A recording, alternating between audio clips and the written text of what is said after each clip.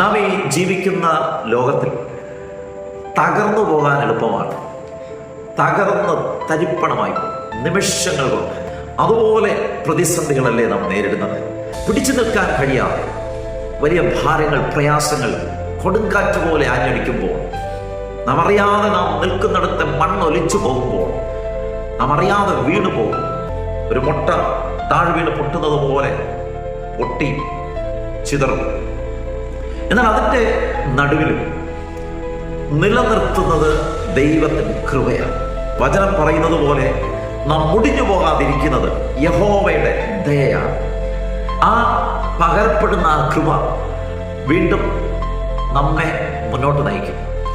ജയത്തോടെ പരാജയപ്പെട്ട് തല കുനിച്ച് നയിക്കുന്നവരായിട്ടല്ല, ജയാളിയായി തല ഉയർത്തി നിൽക്കുന്ന ജയാളിയായി ദൈവം നമ്മെ മുന്നോട്ട് നയിക്കും.